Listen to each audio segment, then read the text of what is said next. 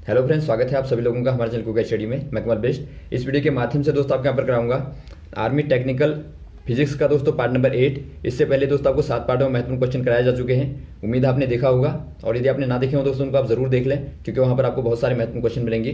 तो यहाँ पर आप देखेंगे दोस्तों भाग नंबर 8 में महत्वपूर्ण क्वेश्चनों को भौतिक विज्ञान के। तो शुरू करते हैं, आराम से देखिए, कॉपी और पेन आप निकाल लेंगे ताकि आपको जो भी महत्वपूर्ण बिंदु मिलेंगे आप सारे नोट कर लेंगे। तो देखिए दोस्तों, पहला क्वेश्चन क्या दिखता है आपको, किसी रॉकेट को अंतरिक्ष में लॉन्च करने के लिए कम से कम पलायन वेग का मान क्या होगा।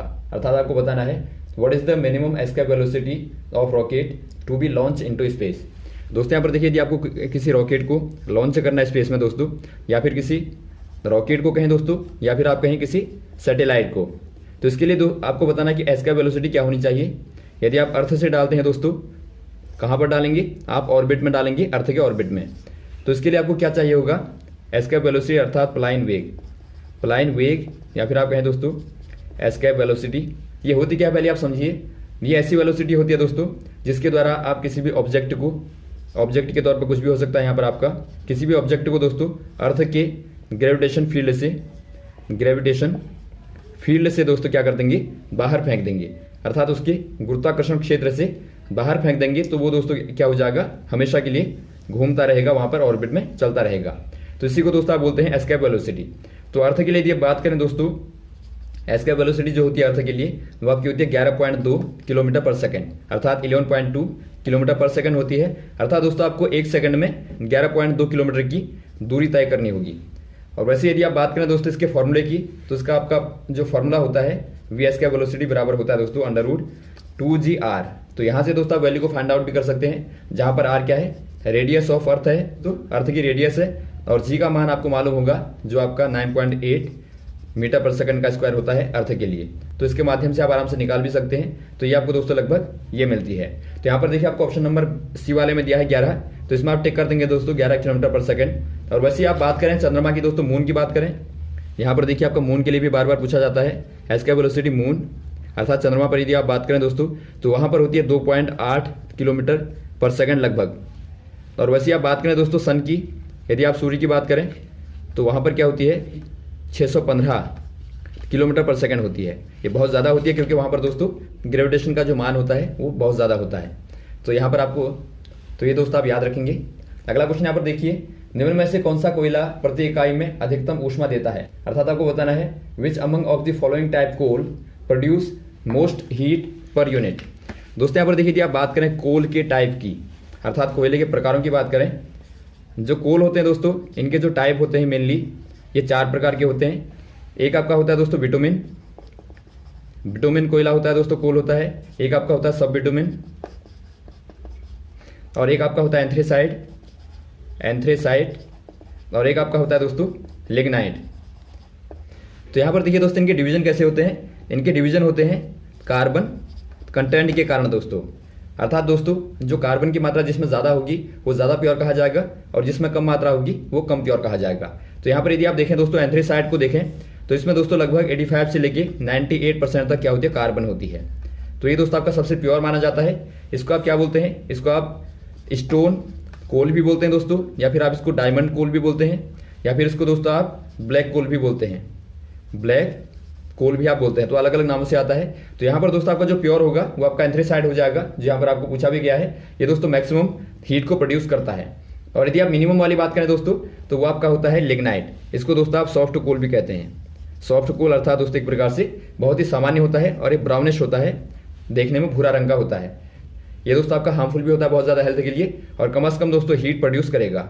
और वैसे आप बात करें बिटुमिन का दोस्तों, तो बिटुमिन आपका 3rd नंबर पर आता है, और उसके बाद सब बिटुमिन इससे भी नीचे आता है। तो इस प्रकार से आप इनको आराम से देख सकते हैं। इनके आधार पर यदि पूछा जाए तो उनको भी आप आराम से बता देंगे। अगला क्वेश्चन देखिए दोस्तों, किसमें डायोड का प्रयोग होता है। अर्थात आपको बताना है for which diode is used. दोस्तों यहाँ पर देखिए, यदि आप बात करें डायोड की, डायोड होते क्या पहले आप समझिए। यदि आप बात करें डायोड की, ये दोस्तों एक प्रकार से टू टर्मिनल इलेक्ट्रिकल कंपोनेंट होते हैं दोस्तों। अर्थात एक प्रकार से आप देखें इनको दोस्तों, इनका स्ट्रक्चर देखें तो यदि आप बात करें सेमीकंडक्टर वालों की, जो आपके सेमीकंडक्टर डायोड होते हैं अर्थात दोस्तों अर्धचालकों से बनाए जाते हैं, उनका यदि आप देखेंगे तो इस प्रकार से बनता है। यहाँ पर आपने पी लिया दोस्तों, सेमीकंडक्टर, और यहाँ पर आपने एन टाइप लिया, तो दोनों को मिलाने पे ये आपका जंक्शन कहलाता है, जंक्शन या फिर आप संधि कहते हैं। तो ये दोस्तों आपका क्या बनता है, पीएन डायोड बनता है। तो यही दोस्तों आपका डायोड कहलाता है। 2 टर्मिनल यहाँ पे होगी, इसे आप पॉजिटिव कह सकते हैं, इसको आप नेगेटिव कह सकते हैं। इसकी प्रॉपर्टी क्या होती है दोस्तों, ये आपका वन साइड में क्या देता है दोस्तों, करंट का फ्लो देता है। तो इसी प्रॉपर्टी के कारण दोस्तों इसका इस्तेमाल होता है, क्योंकि ये केवल वन साइड में करंट को फ्लो होने देता है। अब यहाँ पर देखिए दोस्तों, यदि आप बात करें इसकी सर्किट की दोस्तों, ये आपने डायोड लिया है, यहाँ पे इस प्रकार का सिंबल होता है, देखिए ये आपका डायोड का सिंबल होता है। तो इस प्रकार से सर्किट में आपने लगाया, तो ये आपका यहाँ पर देखिए आपने माना यहाँ पर पॉजिटिव को ऐड किया और यहाँ पर आपने नेगेटिव को ऐड किया। तो ये क्या देता है दोस्तों, ये आपका फॉरवर्ड देता है, फॉरवर्ड बायस कहते हैं आप इसको, अर्थात धारा कहाँ होगी दोस्तों, आगे की ओर होगी। तो यहाँ पर आपको पॉजिटिव नेगेटिव इस प्रकार से होता है। तो इस समय दोस्तों आपको धारा का फ्लो मिलेगा आगे की ओर। अब यदि आप दोस्तों कर दें इसी को यहाँ पर देखिए नेगेटिव कर दें और इसको पॉजिटिव कर दें बैटरी के टर्मिनल को, तो ये क्या हो जाएगा दोस्तों, ये आपका रिवर्स बायस हो जाएगा, रिवर्स अर्थात दोस्तों विपरीत हो जाएगा। तो यहाँ पर आपको कोई करंट नहीं मिलेगी। अब यदि आप बात करें दोस्तों, यहाँ पर बैटरी की जगह पर आप सिग्नल को लगा दें, अर्थात आपने माना एसी को लगा दिया, तो यहाँ पर सिग्नल आपका इस प्रकार से होता है। तो ये क्या करेगा दोस्तों, यहाँ से देखिए जब आपका हाफ वाला जाएगा, ये आपका पॉजिटिव वाला है और ये आपका नेगेटिव वाली साइकिल है। तो जब पॉजिटिव वाली साइकिल जाएगी तो उसको तो पास होने देगा, क्योंकि उसके लिए फॉरवर्ड बायस होगा, और जो आपकी नेगेटिव होगी दोस्तों उसको रोक देगा। तो यहाँ पर आपको कैसा मिलेगा सिग्नल, इस प्रकार का मिलेगा। तो इसको आप क्या कहते हैं दोस्तों, इसको आप कहते हैं प्यूरिफाई या फिर आप कहें दोस्तों रेक्टिफाई। तो यहाँ पर दोस्तों आपको एक प्रकार से रेक्टिफाई सिग्नल मिलता है। तो यहाँ पर आप क्या कह देंगे, इनका इस्तेमाल दोस्तों आप खास तौर पर रेक्टिफायर के तौर पर करते हैं, या फिर आप कहें दोस्तों प्यूरिफायर के तौर पर करते हैं। तो यहाँ पर देखिए आपको क्या दिया है दोस्तों, यहाँ पर आपको दिया है प्यूरिफिकेशन, तो ऑप्शन नंबर आप डी वाले में टिक कर देंगे। तो और इसके आधार पर क्वेश्चन और आता है दोस्तों कि बताइए कौन से वाले डायोड का यूज हम करते हैं रेगुलेशन के लिए, वोल्टेज रेगुलेशन के लिए दोस्तों कौन से वाले डायोड का इस्तेमाल करते हैं। तो वो आपका हो जाएगा दोस्तों जेनर डायोड। तो ये आप याद रखेंगे, इसका इस्तेमाल दोस्तों आप करते हैं रेगुलेशन के लिए, वोल्टेज को रेगुलेट करने के लिए। अगला क्वेश्चन देखिए दोस्तों, निम्न में से कौन सी तरंगों का कृत्रिम उपग्रहों द्वारा संचार में प्रयोग होता है, अर्थात विच among of the following waves is used for communication bye artificial satellite. दोस्तों यहाँ पर देखिए आपको यहाँ पर पूछा गया है कि जो आर्टिफिशियल सैटेलाइट होते हैं दोस्तों, उनके लिए किस प्रकार की वेव्स का इस्तेमाल होता है। आर्टिफिशियल सैटेलाइट में दोस्तों आपका जो कम्युनिकेशन के लिए होता है, जो वेव का टाइप होता है दोस्तों, वो आपका होता है माइक्रोवेव। माइक्रोवेव का क्यों होता है दोस्तों, क्योंकि यदि आप इनके वेवलेंथ की बात करें तो ये आपकी लगभग होती है 1 मीटर में से लेके दोस्तों 1 मिलीमीटर तक, अर्थात ये बहुत ज़्यादा ऑब्जर्व करने के लिए, क्योंकि दोस्तों आपका ज़्यादा ऑब्जर्व करने के लिए एक प्रकार से कैपेबल होती है, तो आप इसका इस्तेमाल करते हैं। और वैसे आप यदि बात करें दोस्तों नॉर्मल कम्युनिकेशन की, तो यहाँ पर थोड़ा सा आपको ध्यान देना है दोस्तों। यदि आपको पूछा जाए कि कम्युनिकेशन में जो आर्टिफिशियल सैटेलाइट होते हैं वो कौन सी वाली वेव का इस्तेमाल करते हैं, तो वहाँ पर आपको बताना माइक्रोवेव। और यदि आप बात करें दोस्तों ब्रॉडकास्टिंग में या फिर आप कहें टेलीविजन में, टीवी में, या फिर आप कहें दोस्तों रेडियो में, तो इनमें दोस्तों जो आपकी इस्तेमाल होती है कम्युनिकेशन के लिए, वो आपकी होती है दोस्तों रेडियो वेव। ये दोस्तों आपकी होती है रेडियो वेव, जो कि दोस्तों एक प्रकार से बहुत ज़्यादा वेवलेंथ वाली होती है, या फिर आप कहें इससे बहुत ज़्यादा बड़ी वेवलेंथ की होती है। और ये दोस्तों आपकी एक प्रकार से क्या है, ये आपकी मैग्नेटिक रेडिएशन होता है। तो ये आपको यहाँ पर ध्यान देना है। अगला क्वेश्चन देखिए दोस्तों, निम्न में से कौन एक मूल राशि है, अर्थात आपको बताना है which is an fundamental quantity.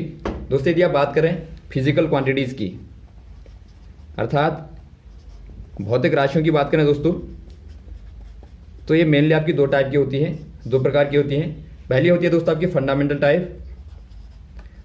Type, अर्थात दोस्तों आप इनको बोलते हैं मूल राशियाँ। और दूसरा आपका टाइप होता है दोस्तों ड्राइव्ड, अर्थात दोस्तों जिनको आप बोलते हैं व्युत्पन्न, अर्थात दोस्तों मूल राशियों से ही बनाई जाती हैं, उनको आप बोलते हैं ड्राइव्ड क्वांटिटीज। तो यहाँ पर देखिए आपको यहाँ पर जो मुख्य फंडामेंटल में होती है दोस्तों, वो केवल आपकी 7 होती हैं। इनको आप फंडामेंटल क्यों कहते हैं, क्योंकि इनको मेजरमेंट करने के लिए दोस्तों आपको किसी भी अन्य राशि की आवश्यकता नहीं होती, इसलिए आप इनको बोलते हैं मूल राशियाँ। तो इनमें दोस्तों आपकी कौन सी आएंगी, देखिए बार बार पूछा जाता है। पहला आपका आएगा द्रव्यमान, अर्थात मास आएगा। फिर आपका आएगा दोस्तों लेंथ, अर्थात लंबाई आएगा। फिर आपका आएगा करंट, अर्थात विद्युत। फिर आपका आएगा ताप, अर्थात टेम्परेचर, केल्विन में आप मापते हैं, टेम्परेचर आएगा। और उसके बाद क्या आएगा दोस्तों, उसके बाद आपका ज्योति तीव्रता आता है, ज्योति तीव्रता। और एक बचा दोस्तों आपका पदार्थ की मात्रा, अर्थात आप कह सकते हैं क्वांटिटी ऑफ मैटर, जिसको आप मोल में मापते हैं। तो ये आपकी 7 प्रकार की दोस्तों बार बार पूछी जाती हैं। तो और इनके अलावा जो भी राशियां हैं, भौतिक राशियां हैं, उनको दोस्तों आप क्या बोल देंगे, ड्राइव्ड। तो रेस्ट आपकी जो आपकी रेस्ट फिजिकल क्वांटिटीज हैं दोस्तों, उनको आप क्या बोल देंगे, ड्राइव्ड अर्थात दोस्तों व्युत्पन्न राशियां बोल देंगे। तो यहाँ पर आपको जो दिया है वो आपको टाइम दिया है, देखिए बी वाला, तो ऑप्शन नंबर आपका बी वाला सही हो जाएगा। अगला क्वेश्चन देखिए दोस्तों, यदि एक कैपिलरी अर्थात केश नली का व्यास दोगुना कर दिया जाए तो उस पर चढ़ने वाली जल की ऊंचाई हो जाएगी। अर्थात आपको पूछा गया है, if the diameter of a capillary is double then the rise of water will be. दोस्तों यहाँ पर देखिए, यदि आपको बात करनी है कैपिलरी की, जो आपकी कैपिलरी होती है दोस्तों, या फिर आप कहें केश नली कहते हैं आप इसको, ये दोस्तों एक प्रकार से फ्लूइड के मैकेनिज्म पे, फ्लूइड के दोस्तों मैकेनिज्म पर अर्थात द्रवों के गुण पर, द्रवों का जो गुण होता है दोस्तों, या फिर आप कहें फ्लूइड मैकेनिज्म जो होता है आपका, एक प्रकार से प्रॉपर्टी जो होती है दोस्तों, उसके आधार पर कार्य करता है। ये किस आधार पर कार्य करता है दोस्तों, ये कार्य करता है इंटर मॉलिक्यूलर फोर्सेस के आधार पर। यदि आप बात करें, माना आपने यहाँ पर एक बीकर में जल लिया, पानी लिया, इसमें दोस्तों आप छोटी सी एक केश नली डाल दें, अर्थात एक कैपिलरी को डाल दें दोस्तों, बर्तन में पानी का लेवल यहाँ तक था, तो आप देखते हैं दोस्तों कैपिलरी में यहाँ तक पहुँच जाता है। तो ये क्यों होता है, क्योंकि यहाँ पर देखिए जो आपका ये माना आपका ग्लास का है और ये आपका वाटर है, तो क्या होगा दोस्तों, जो गिलास के मॉलिक्यूल होंगे, गिलास के जो मॉलिक्यूल होंगे दोस्तों, और जो वाटर के मॉलिक्यूल होंगे, उनके बीच में क्या लगेगा दोस्तों, एक प्रकार का इंटर मॉलिक्यूलर फोर्स लगेगा। तो इसी के द्वारा दोस्तों क्या होता है, एक आकर्षण पैदा होता है और ये ऊपर को चढ़ जाता है, क्योंकि आप जानते हैं जो आपका ग्लास का होगा वो ज़्यादा होगा, तो ये दोस्तों ऊपर को चढ़ जाएगा। अब यदि दोस्तों यहाँ पर आप पारे को ले लें, ये क्वेश्चन भी आपका बार बार आता है, यदि आप पारे को ले लें दोस्तों, तो वहाँ पर कैसा हो जाएगा, वहाँ पर इस प्रकार का आपको मिलता है। और यदि आप जल को लेंगे तो वहाँ पर आपको इस प्रकार का मिलता है। इसे आप बोलते हैं दोस्तों कॉन्वेक्स सरफेस हो गया, और ये आपका दोस्तों कॉनकेव सरफेस, अर्थात दोस्तों आपका उत्तल आपको सरफेस मिलता है, पृष्ठ मिलता है, और यहाँ पर दोस्तों आपको अवतल पृष्ठ मिलता है। ऐसा क्यों होता है दोस्तों, क्योंकि जो पारा होता है दोस्तों, उनके आपस में जो आपका बल होता है, इसको आप संसंजक बल बोलते हैं, या फिर आप कहें कोहेसिव फोर्स बोलते हैं, वो ज़्यादा होता है दोस्तों कांच और पारे की तुलना में। इसीलिए दोस्तों आपका नीचे को आकर्षण होगा। लेकिन यहाँ पर क्या होता है, जो जल और जल के मॉलिक्यूल के बीच में बल लगता है, उससे दोस्तों कांच और जल वाले में कांच का ज़्यादा होगा, तो ये ऊपर को चढ़ जाएगा। तो यहाँ पर देखिए दोस्तों, आपका जो जल की हाइट होती है, चढ़े हुए जल की हाइट माना h है, और यहाँ पर r रेडियस आप मान लें, तो इसमें जो आपका रिलेशन होता है दोस्तों, वो आपका होता है h इनवर्स होता है r के, अर्थात इनवर्सली प्रोपोर्शनल r के होता है। अर्थात आप दोस्तों रेडियस को बढ़ाते जाएंगे तो ऊंचाई का मान कम होता जाएगा, अर्थात वहाँ पर जो आपका फोर्स होगा दोस्तों वो डिक्रीज होता रहेगा। तो इसके आधार पर यदि आप फॉर्मूला लगाएं दोस्तों, तो यहाँ पर आपको कहा गया दोस्तों, यदि आप डायामीटर को दोगुना कर दें, 2 टाइम कर दें, तो डायमीटर बराबर क्या होता है दोस्तों, 2r होता है।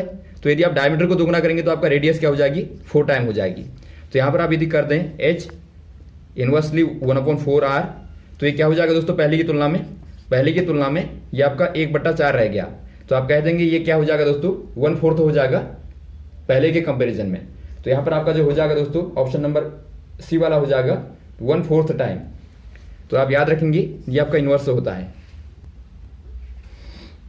अगला क्वेश्चन देखिए दोस्तों, एक नाव तैरती है जब यह डैश के बराबर पानी विस्थापित करती है, अर्थात a boat will submerge when it displace water is equal to its von.